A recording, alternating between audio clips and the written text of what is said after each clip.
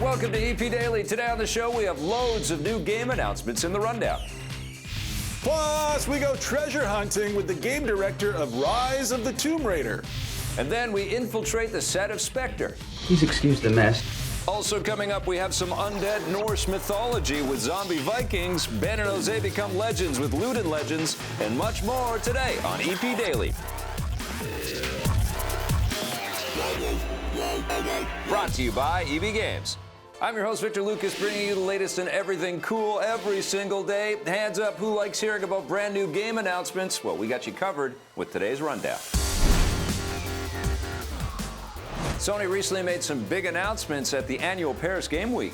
First up, Heavy Rain and Beyond Two Souls developer Quantic Dream revealed their latest game titled Detroit: Become Human. The project first saw the light of day as a tech demo back in 2012, but now it's a full-fledged game where players take control of a humanoid robot searching for freedom. No release window has been named. Speaking of science fiction, Matterfall is a new game from the makers of Dead Nation and Super Stardust. Players will use futuristic weaponry and agility to battle a strange red material called smart matter. The massive exploration game No Man's Sky will finally launch in June 2016, having originally been slated to launch before the end of this year. That's not the only exploration game. Boundless is a cross-platform sandbox adventure where everyone plays together in a single online universe. No release window yet, and hopefully gamers won't get it confused with No Man's Sky. We finally know when to expect Street Fighter V. The new game will start kicking February 16th, 2016 on the PS4 and PC. We still don't know the full roster, but we do know that there will be 6 additional DLC characters released after launch.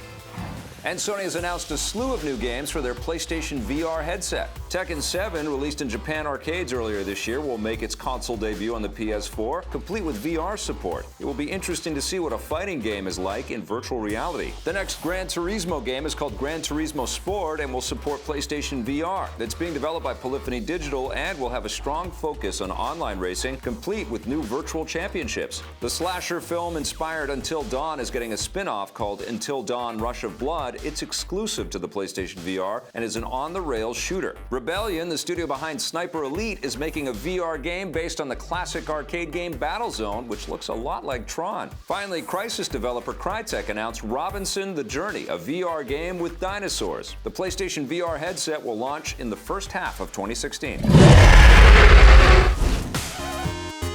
Wow, Sony's coming on strong with a lot of big announcements, and Marissa, I think you're excited for Tekken 7 in VR, aren't you? Of course, yeah. I'm just practicing my fighting stance. This is what they do.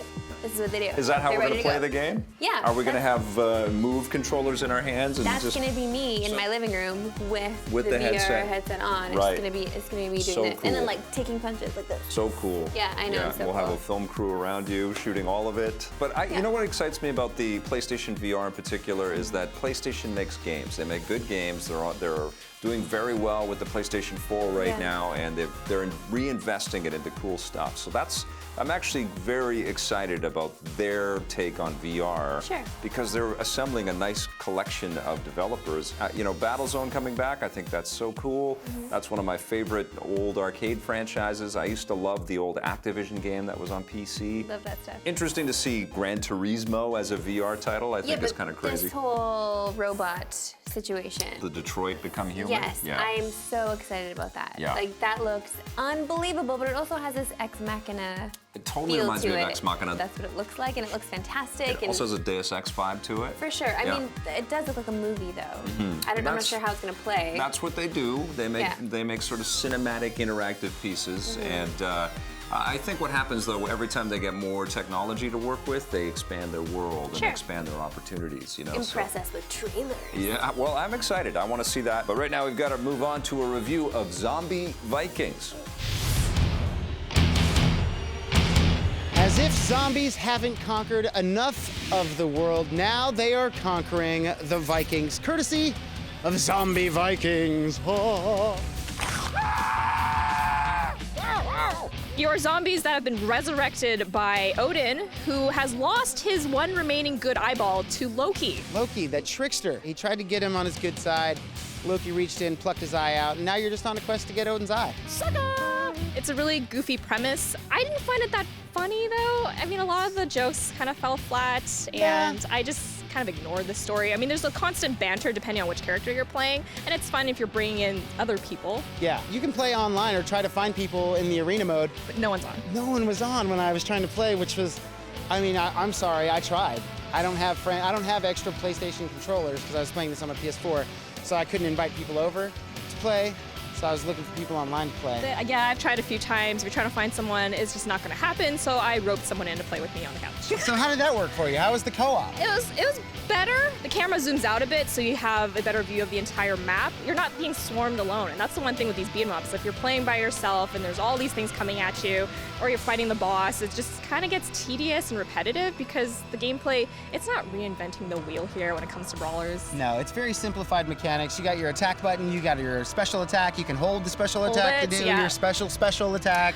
I was a fan of, because all the different guys, the 4 guys have different abilities. Well, it's actually 2 males and 2 females. I like Seaberg. The one with the tentacle, he'll just like lash out with all these arms and he like throws poisonous ink blots. I was a Kaka fan. Yeah, and you can do like dive bombs into enemies and things like that. And you're collecting coins as you go along. That's the thing, when you're playing with other people, it's not shared.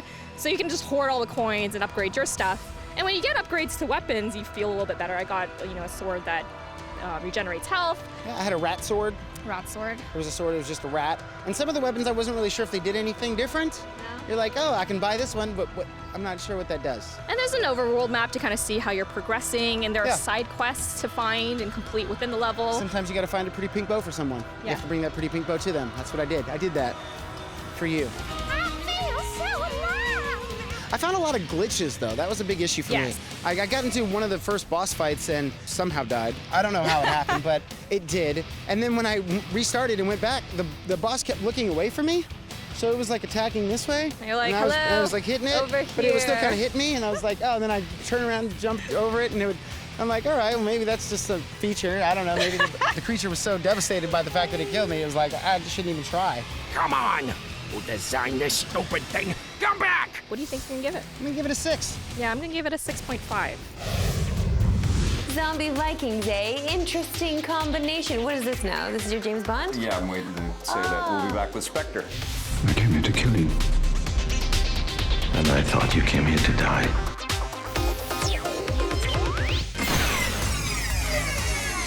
Hi, I'm Matt Hawkins, writer and the president of Top Cow Productions, and my earliest Star Wars memory was May 26, 1977. I saw the 4th episode with my sister and my grandmother, who after about the 10th minute got up and wanted to leave because she said, "This is horrible." And my sister and I are like, "What are you, crazy?" Because we were just enthralled with the thing. And she got up and walked out, came in 2 or 3 more times. And the crazy thing is, I think we were only 4 or 5 people in the theater. So, I mean, when it first came out, it was in Wichita, Kansas, and there was 4, maybe 5 people in the theater, and my grandma kept coming in wanting us to leave, and we just refused to leave. And then my sister and I saw that movie every day for like a year. But I work on Think Tank's my best work, so buy it, please. Thanks, bye.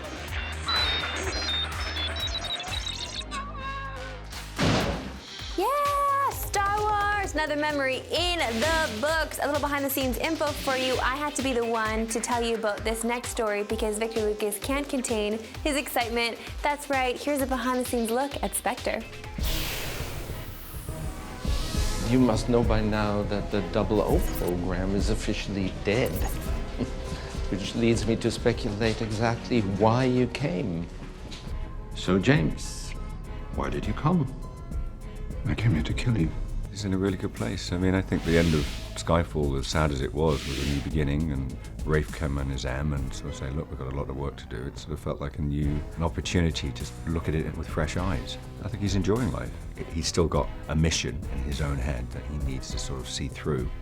He's got a hunch about a number of things, and whether he's allowed to or given permission to or not, he wants to sort of act upon it. You don't know what you're doing. It's not personal. It's the future. At the beginning of Spectre, we are aware that there's an upheaval going on in the security services. M is under pressure, and Bond is party to it. He's also, Bond has been going rogue again. And this M is already relatively new in the seat. He's got upheaval in the security services and a Bond who's doing his own thing. So he's a man under pressure. Ah, 007. Q, please excuse the mess. Everything's a little bit up in the air, what with the changes and all. The character is in a different place in this film. All the characters are, in fact, because of what's happening in their situation, in their environment.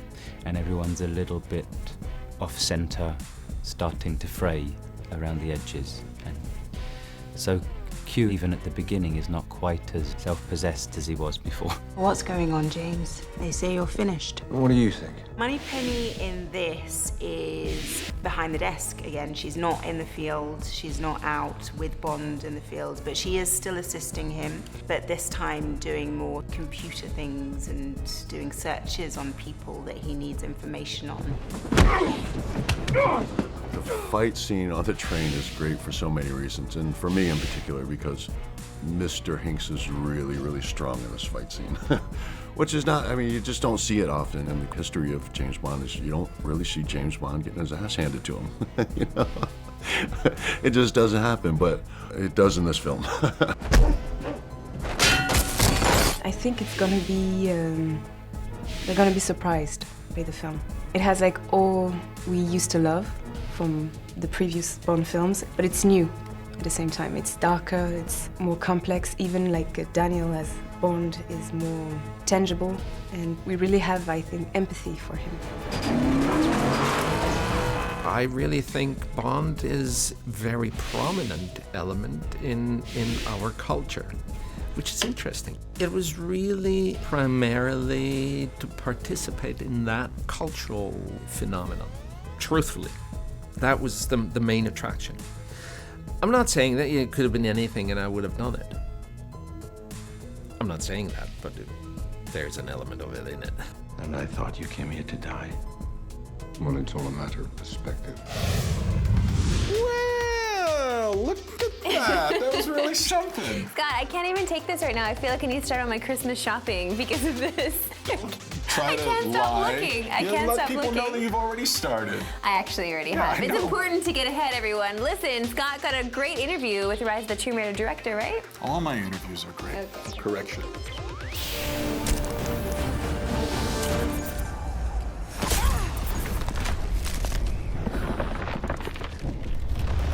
Tomb Raider, I'm so excited to be talking to you. Why should fans at home watching you right now be excited about this game? Well, the biggest thing they should be excited about is tombs are back into Tomb Raider. We're really doubling down on larger spaces, both in discovery and puzzle solving. I think players are going to be fantastically surprised about the new additions we've made to the game. When you're researching doing a new Tomb Raider game at this point, do you guys visit any tombs actually in real life? We do research. It's extremely important for our team to get legitimacy in our games. Can't go into details about exactly where we've been, but just know that every single detail from the locations down to the characters is extremely well researched, and we put all that attention to detail into the final game. I have to ask you a personal question. Have you ever discovered a relic? I myself have never discovered a relic, but I assure you, if you're going to play Rise, you're going to see a ton of relics, a ton of collectibles all throughout the game. We have 16 unique resources that the player can collect all throughout Rise of the Tomb Raider to craft new weapons, to craft new ammunition. It is truly a new, rich, and robust gameplay in addition to the fantasy fulfillment of raiding larger and more expansive tombs. What's new for Lara Croft this time around? The biggest thing is we're trying to make Lara a believable and human character. She's on a quest, on a journey, and she's finding that her life's mission is to go find these lost places throughout the most harsh expanses of our world. So when she goes to Siberia to look for the lost city of Katesh, she's on a mission to find something that no one else has seen before, something that is special, and to do so, she's going to have to survive this harsh wilderness. And we believe that fantasy is what the Tomb Raider fan is really looking for. Obviously, we're talking about a much more powerful console this time around. I mean, what were you guys able to do with this machinery? The Xbox One, our partners at Microsoft have been fantastic. We've been able to work directly with Microsoft to get the most out of the system. We've completely rewritten our lighting system. She has a new facial animation that's photorealistic. And in addition to that, we've upgraded the gameplay mechanics as well. More weapons to craft and upgrade, larger spaces to explore, and of course, more tombs with more of that classic Tomb Raider feel. This is it.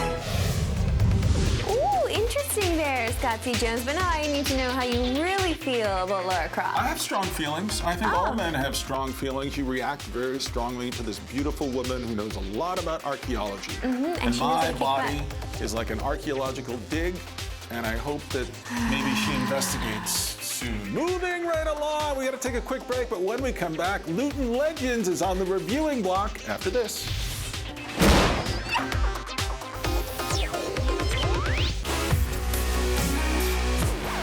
Welcome back to EP Daily. It is time for Ben and Jose, our award-winning reviews team, to team up to review Loot and Legends. Here are the boys now in San Francisco.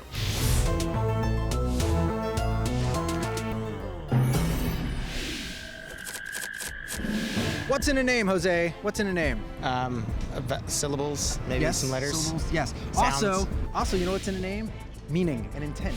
So for instance, when we see a game on the App Store called Loot and Legends, I think to myself, what's this game going to be about? Loot. Loot and Legends. But you know what it's really about? It's about renaming a great video game on the PC. Loot and Legends, which we're looking at on the iPad today, is an iPad version of a game called Card Hunter, which came out on the PC a couple years ago. Didn't you like that game a lot? I don't remember you like sharing it that with me. game a lot. I know we didn't play it together. I don't think we reviewed it, and we should have, because I would have given it an absurdly high score. This is one of my favorite games of the last couple years. Well, we've been looking at old games all year long. We can just go ahead and review it. That's what we're doing. Let's do that. Let's do Next a review. week, we'll be reviewing Card Hunter from 2011. Well, they have renamed it. Now it's called Loot and Legends. It's a free game for your iPad. Jose, what did you think about this game? First off, this is the epitome of tabletop experiences on an iPad for me. It feels like you have that quintessential kind of nerd character who's like, let's go play some card games. And this guy's like, I stole my brother's pieces. We're going to do that. So I feel like this is you. This is your best imitation of me ever. Yeah, I feel like you are just like showing me the ways. You are my dungeon master in this game. You're showing me what it's like to go in and attack with all of these little different pieces and try to figure out a little bit of strategy while not getting yourself killed at the same time. Well, there is a reason why they call it Loot and Legends. Because you get loot and you become legendary. It's also a play on Dungeons and Dragons, which is really L&L, what D&D. this game is all about. This is a game that's kind of spoofing all the old D&D modules that old farts like me grew up playing, and they even kind of present it like that. You've got like a little piece of art and you've got some text and you read through it, and there's a couple different kind of stages per module that you'll play through. It feels like you're sitting in someone's living room and they're like actually taking you through a module. At one point, actually, you have to order pizza, which is the game's like premium. Karen comes, the pizza lady. She gives you your hey, Karen. premium currency for in-app purchases is pizza. I mean, it's very funny, it's very tongue-in-cheek, but it's also very cool. This is a great strategy game. It's all about playing with these little miniatures, and again, you play through like a D&D kind of style module, but it's turn-based, so you take turns with your characters, you have a little party, you fight monsters, and then you get treasure, and those treasures, which are weapons that you equip, translate into different cards. So each weapon might have 3 cards attached to it, and then another weapon will have 3 different cards, so you have to figure out how do you want to build your deck based on what weapons you equip. I'll tell you what though, I played it on an old iPad as well, and it crashed everywhere. It was crashing at every screen. I'd go to try to equip something, it would crash. I'd go to a new adventure, it would crash. I'd go to the cool arena where you could actually play over and over again and get more loot, and it would crash. So I tried it on a newer iPad, and it pretty much crashed there too. This is just not a stable video game. Yeah, it's unfortunate. Beneath this technical hurdle, and it's a big technical hurdle, lies, I think, one of the best turn-based games you're going to find on your iPad. And it's cheap. It's not very expensive. It's free. It costs nothing to download, and the in-app purchases. if you want to buy pizza. Yeah, you can buy some pizza, and all that you get if you spend money, real-world money on this game, is access to like a loot club that'll give you some better weapons when you. Who doesn't want to be a part of the loot club? Maybe you do, but you don't need to. Well, Jose, I'm so disappointed at Loot and Legends. It speaks to me. It speaks to me as an old D&D dude. And normally, I would totally give this game 9 out of 10. It would be awesome, but instead I rolled my D20 and it just came up with a 7. Just a 7. I got 7 too. 7s! A little behind the scenes for you. Ben and Jose enjoyed a nice cup of chocolate pudding after that review. True story, true story. Up next, we answer a Twitter question after the break. If you want more EP, go to our website, epn.tv, for bonus content and full episodes. We're also on Facebook and Twitter.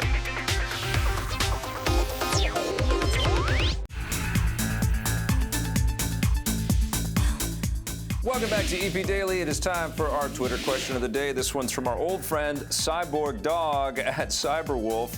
What's up, buddy? I know you have to go through tons of games as part of the job, but which are you still addicted to, you keep coming back to even years later? I gotta talk about the one that I actually play almost daily. It's the only thing that helps me get through going on like a stationary bike, because you know, I eat a lot, I gotta work on my fitness, so it's just Kingdom Rush. It's Kingdom Rush. I keep going back to Kingdom Rush. Sure, and I thought you were gonna say Animal Crossing. No, because Kingdom Rush has that feel of like, it's still that excitement, that there's intensity there with the tower defense. So I need to focus on that while I'm riding, and I don't think about the fact that I'm riding, and I just think tapping I'm just and tapping. Things are happening. Okay. Things are happening. That's the one thing that I always go back to almost daily. That's an excellent choice. Yeah. I go back to the Batman Arkham games all the time, which is a huge shock to everybody watching the show.